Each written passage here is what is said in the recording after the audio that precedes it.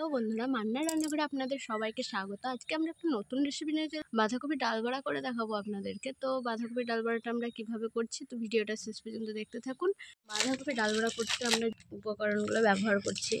আমি বাঁধাকপিগুলো কেটে নিয়েছি, সাথে এক বাটি ডাল বাটা নিয়ে নিয়েছি, কিছুটা পরিমাণ পেঁয়াজ নিয়ে নিয়েছি, বাঁধাকপির উপরে আমি লঙ্কা কুচি দিয়ে দিয়েছি। এর সাথে আমি কিছুটা দিয়ে দেবো সবজি মশলা, কিছুটা লঙ্কা গুঁড়ো, সামান্য জিরে গুঁড়ো, ধনে গুঁড়ো, আদা রসুন বাটা, কিছুটা পরিমাণ জোয়ান দিয়ে দেবো।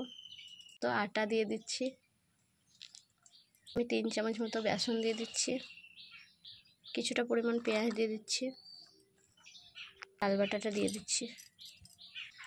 আমি ডাল বাটার পর দিয়ে দিলাম পরিমাণ মতো হলুদ, স্বাদ মতো নুন,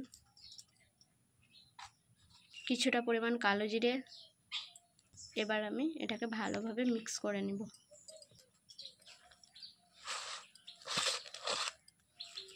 আমাদের মাখানো হয়ে গেছে, এবার এটাকে আমরা ভেজে নেব।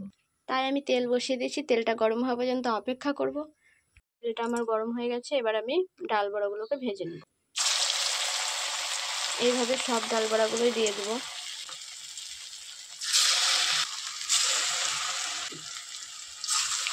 এখন আমাদের ভাজা হয়ে গেছে, এবার আমরা ভালোভাবে আর এক ধারকেও ভেজে নিব। ভালোভাবে এটা ভাজা হয়ে গেছে, এটাকে এবার আমরা নামিয়ে নিব। এইভাবে আমি সবগুলোকেই নামিয়ে নিব।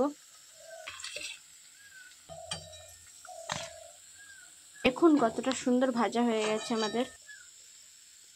দেখুন এইভাবেই আমি সবগুলোকেই ভেজে নিব।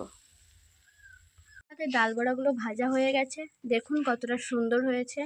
মান্নার রান্নাঘরের বাঁধাকপির ডাল বড়া রেডি।